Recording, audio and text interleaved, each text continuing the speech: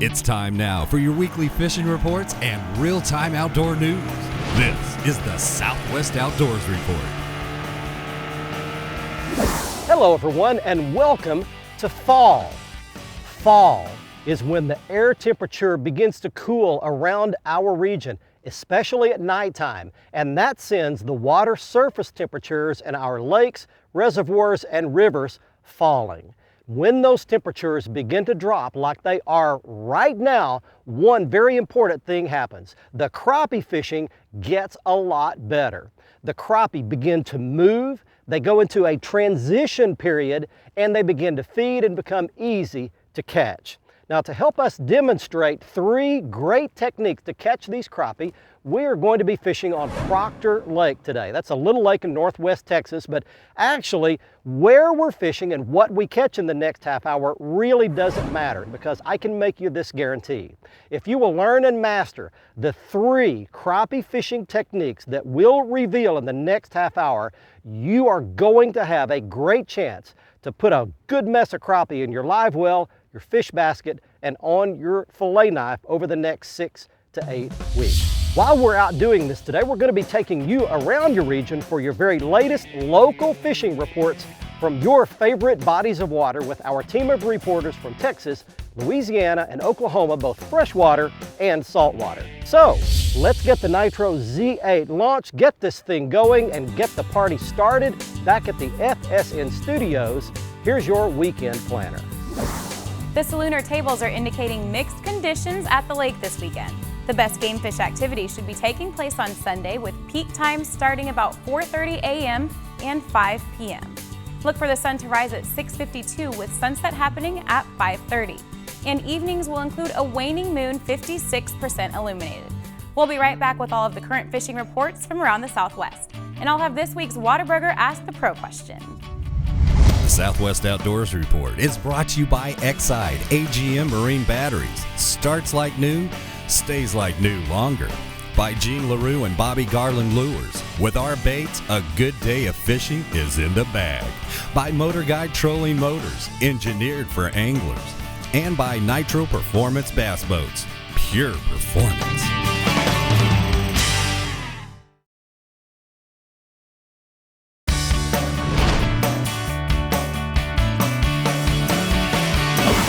Bring it back in, lift it. There he is, right there. Right where he's supposed to be, sitting out there off that ledge. Hope it's a crappie. Oh, it is, good one. Big crappie. And he jumped off. We've made it out here today and we've lost our first crappie, but that was a big slab right there.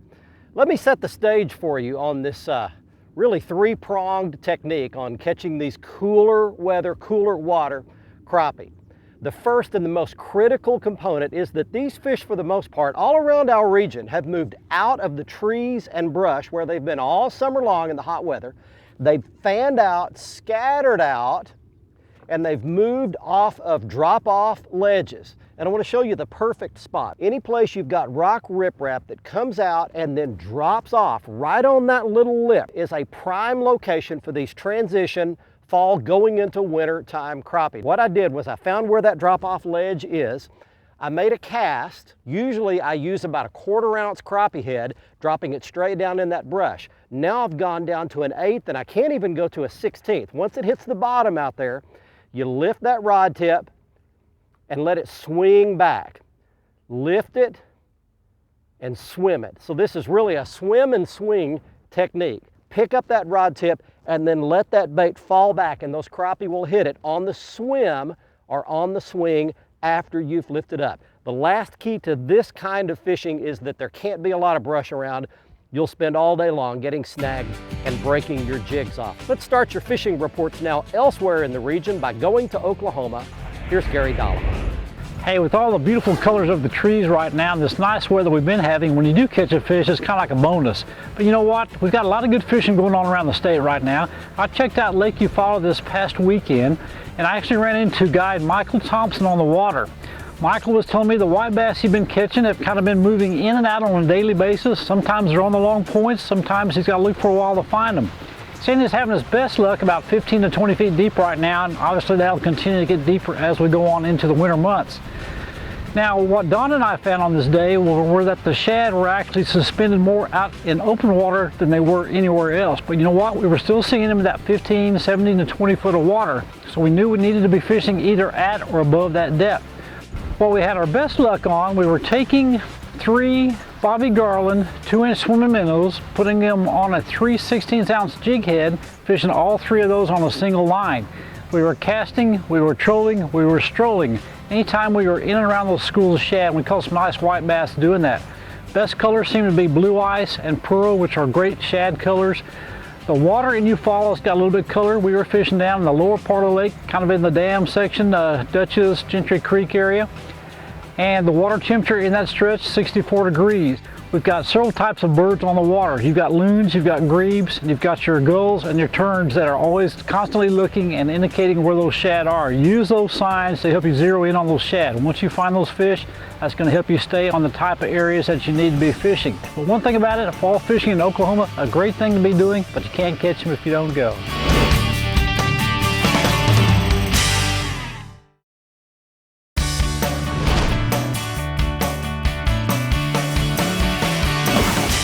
Got him. Way out there, long cast. There he comes. Trying to jump like a bass. Go right at my camera. How about that? All right, there's another crappie. Welcome back, everybody. We're talking about the tested, tried, and proven ways that I've discovered to catch crappie over my years of crappie fishing doing this. So we're gonna let that one go back. We're not keeping crappie today. Remember, the first technique was the lift and swing or lift and swim technique. Well, this one is more the cast and reel technique, and the fish will bite it on a straight swim. So what you do is you make a long cast, as long as you can make, out across that drop off where the crappie are hanging. Put your rod tip down, let that bait go to the bottom, and then you lift it up and you just start turning your reel handle real slow. Now the key here is to keep that bait about a foot off the bottom all the time in a slow, steady swim. Make a few reels, drop your rod tip. If it goes slack, then cool, you're right next to the bottom. This steady swimming, reeling technique will cover a lot of water. So what you do is you make a cast there and then move 10 feet, make another cast, make another one, make another one, make another one, and eventually you can cast in almost a 180-degree circle around your boat, and if there's a crappie in that area, he's going to see that jig on one of those casts. Let's get you to some more fishing reports, and here's Cajun Phil and Kevin over in Louisiana. Fish is so good right now, I don't even know where to start, but let's start off with some offshore fishing. I talked to Captain Josh Howard. Josh has been catching some big giant fish. You want to catch big fish right now? You need to go down to Venice, Louisiana. Josh had a boatload of big old yellowfin tuna. He had 3 of them over 135. Matter of fact, the biggest was about 146 pounds. Friends, that's a lot of tuna fish. You can make a whole lot of sandwiches with that. As far as bass fishing goes, right now bass fishing is good. Now it's going to get too cold pretty soon, and bass fishing is going to slow down, but right now they're catching lots of them. Keep in mind, any type of lipless crankbait is working good, like the rattle trap, or like the strike pro flapstick. Anything works good. The flapjack is really a really good bait. Kevin and I throw it a lot. Also, you want to keep in mind that spinner baits this time of the year is always one of the key baits. You want to throw either a white or a chartreuse skirt. I like 2 blades. I like Colorado blades. I like 1 gold and 1 silver blade. I like to stay at about 3 foot of water. Anywhere from 2 to 5, but 3 foot's my key this time of the year. Gets really cold, back off, put on them big old football jigs, start working something really slow on the bottom. You're going to catch the bigger, maybe even a trophy size bass. There's another one. That one is pulling a little bit different. This one doesn't feel like a crappie. I bet I've got a largemouth bass or a white bass. Big white bass. The size of that deal. Almost can't lift him on the little 6-pound line I've got. but I've got strands, so it's okay. All right, well, there's the bonus fish. If you're out doing this style of crappie fishing, you can actually catch anything. You can catch a largemouth, you can catch a catfish, hybrid, striper, or a white bass like that one. Away he goes. And away you go for a quick break. We're going to be back to teach you yet another piece of this technique for finding and catching crappie in the fall going into wintertime around the Southwest region. Coming right back. The Southwest Outdoors Report is brought to you by Mercury, the official outboard of the Southwest Outdoors Report for 11 years running. By Academy, right stuff, low price, every day. By Tracker Boats, fish the finest. And by Whataburger, just like you like it.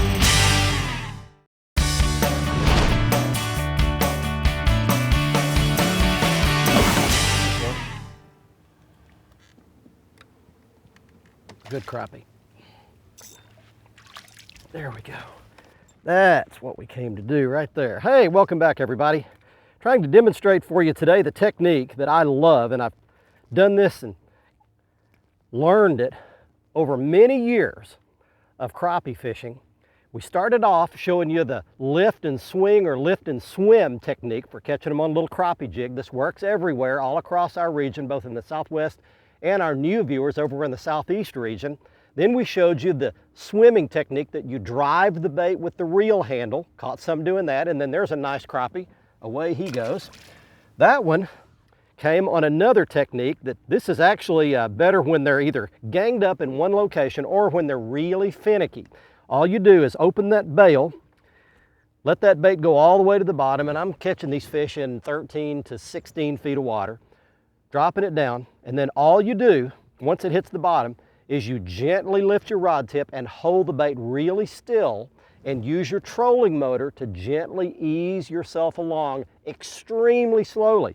Every once in a while, you just drop that rod tip down, let it hit the bottom, lift up on it, and keep that bait within about 6 inches of the bottom. The other cool thing you can do, I've actually put a couple of my rod holders here. These are my Atwood really high-end rod holders. I love these things. And I typically use a longer pole. I use a Mr. Crappie slab shaker, 10-foot long pole to do this with. I'll put 4 or 6 of them out, drop them down to the bottom, and then use that trolling motor to gently ease yourself along. It's a deadly technique. Let's check in with more fishing reports right now from the state of Texas. Brian Hughes, freshwater, Bill Olson, saltwater. Hi everybody, and welcome to this week's Lone Star Lakes, brought to you by Johnson's Fiberglass and Collision Repair. Did you bump your boat? Did you wreck your recreational vehicle? Johnson's will put it straight for you. Now this week, we've had a lot of rain, and some of our lakes have come back to normal or near normal levels. Coming up over a foot, Caddo Lake and Lake of the Pines. You'll find bass on both of these lakes in the new shallow water that has inundated grasses and shrubberies. Now, you'll want to fish with spinnerbaits and spots and use bright colors such as fire tigers, reds, and even glow-type pinks on top of those bushy, muddy flats where you're going to find the shallow bass. To fish a little bit deeper, make sure you use brass and glass to get that loud clacking noise to attract the bass's attention. And crappie will also be moving toward the mouths of the creeks in about 8 to 12 feet of water on both of these lakes. Look for brush and assorted cover, including boat docks. That's this week's Lone Star Lakes, brought to you by Johnson's Fiberglass and Collision. Now let's check in with Mr. Bill Olson. He's on the coast.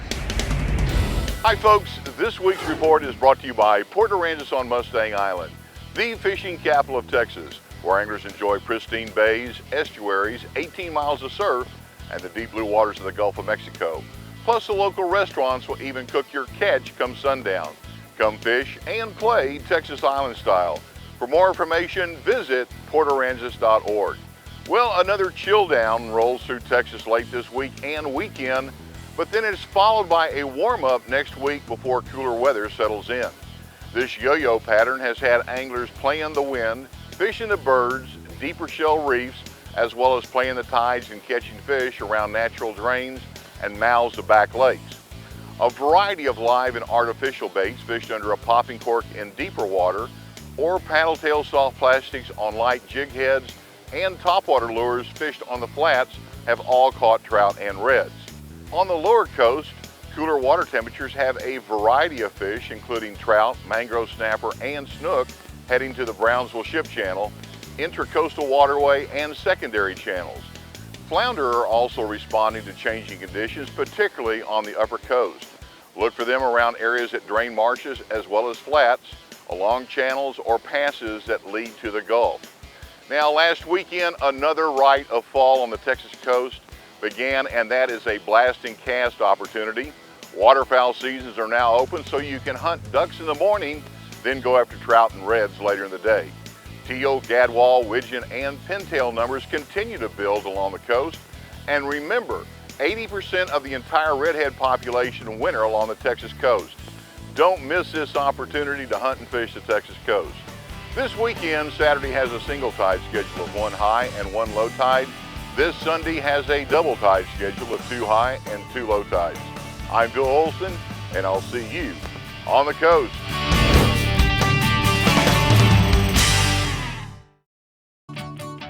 The Southwest Outdoors Report is brought to you by Costa Sunglasses. See what's out there. By Luz, setting a new standard in fishing performance. Feel the difference. By Strand Fishing Lines, the standard of dependability. And by Strike King Lures, #1 in fishing. Welcome back, everyone. It's time for the Whataburger Ask the Pro, where viewers have a chance to get insider tips from professional anglers. This week's question is from Shelly in Texas, who asks, how can a mom who doesn't know how to fish get a child involved in fishing? For the answer, let's ask Kendall Newson, founder of Teach a Child to Fish. All right, for moms that want to get their kids in the outdoors and don't know a lot about fishing, I would say go into the local stores and ask them about where to fish and how to fish, what lures, what techniques to fish, some of the local ponds, county ponds as well. Let's check the website. There's a lot of information on websites nowadays about fishing in the outdoors. I think that's a great way. If you don't know a lot about the outdoors, get on the website. You can find out what type of species are you going to be fishing with. A lot of the customer service in these local mom and pop stores are a lot of help for you to go in there and figure out what to do on the water and how to be safe on the water. Remember, being safe on the water is key. Thanks, Kendall. If you have a question for one of the pros, just visit our website at southwestoutdoorsreport.com, follow the Ask the Pro link, and submit your information. Now here's Barry with our winner of the Costa Catch of the Week. This week on your Costa Catch of the Week, we've got a bonus for you. We've got 1 winner and 2 honorable mentions, big bass, all from the same lake. Beginning with the winner, he is George Doty of Richmond, Texas, showing off this beast, a 13-pound largemouth bass. He caught it in Lake Amistad on the Texas-Mexico border, and the best news is he caught it and weighed it in a tournament. Now we're going to show you 2 other big bass from Amistad. This is Lance Smith and Raul Diaz with an 8-pounder and a 7-pounder respectively, also caught at Lake Amistad. If you would like to have a chance to win your very own pair of Costa sunglasses like George does on this week's episode, just go to our website at southwestoutdoorsreport.com. The right side of the front page is the Costa Catch of the Week box. Click in there, follow the instructions, and you could be a winner. And if you'd like to see all of the Costa frame and lens styles, again, go right back to the front page of our website, click on the Costa logo, and you can see all of their frame and lens styles, including the frame style that I was wearing on this week's episode, Galveston. Next up on the Academy Sports and Outdoors Right Stuff feature, it's the right rod, reel, and bait if you'd like to catch some of these crappie using the techniques we showed you this week. And it begins with a little Wally Marshall Signature Series ultralight crappie rod. This is one of my favorite rods. It's got a lot of good backbone in the lower end of it, but a nice soft tip for detecting those subtle crappie strikes. It also matches up with the Luz Wally Marshall Signature Series spinning reel. This is a great little combo. There's also the 10-foot long Mr. Crappie slab shaker rod that I like to use in those rod holders for the spider rigging like we talked about as well.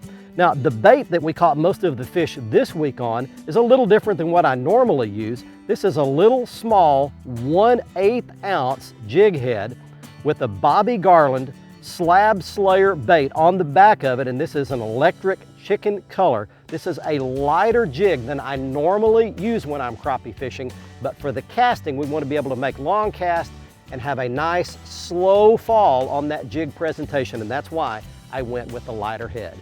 One more thing that's coming on the market very soon that you want to pay attention to, it will be perfect for this kind of crappie fishing, is the brand new MotorGuide trolling motor series, the XI5. You'll want to be watching for it. You can read all about it. The MotorGuide website, just go to the front page of our website, click on the MotorGuide logo, it'll take you straight there, and you can read up on the wireless trolling motor that will interact with your Lowrance system and put you right down those little subtle break lines to find and catch the crappie like we demonstrated on this week's show. This week on Stuff That Matters, I'd like to talk to those of you who are either married or thinking about getting married. This year, my wife and I celebrated our 35th wedding anniversary, and we renewed our wedding vows. I can tell you from firsthand experience that a good marriage is one of the most rewarding experiences a human can have in an entire lifetime, but it does not come without a lot of effort and energy. In fact, one of the best decisions my wife and I made in our 35 years of being married is seeking the good advice of a good, solid counselor, one that believes the same thing about Jesus Christ that we do. Now, we've gone to that counselor to get all kinds of help over our years to get through those little rough patches that we all experience. But I can promise you that that effort is very well worth your time and money. As a matter of fact, learning how to meet that spouse's needs by putting their best interest and their needs above those of your own is one of the most difficult things you can possibly learn, but it's the one most important key in any good marriage, I believe. So, seek out good counseling, take their advice if you're either married a long time or even thinking about just getting married. And that's my advice on this week's Stuff That Matters. Hey, I hope you enjoyed our 3 keys to catching crappie in the upcoming fall months on this week's episode. If you'll master these 3 keys, I can assure you that you'll have a great chance to put crappie on your dinner table in the upcoming fall months all across our region. Don't forget to join us next Thursday night at 11 o'clock, a special time on Fox Sports Southwest, or right after the Dallas Stars hockey post-game show ends. Our show always re-airs on Saturday mornings at 8 o'clock, also on Fox Sports Southwest, and we air on Wednesday mornings on Fox Sports South. Also, you can get the latest episode of our show on the front page of our website at southwestoutdoorsreport.com. You can also click on the Facebook logo and get lots of news and video and fishing information that you won't see on the television show. And you can click on the YouTube channel and get all of the archived past episodes of our show. From Lake Proctor in Northwest Texas, until next week, I'm Barry Stokes. Be safe, have fun. Bye-bye, y'all.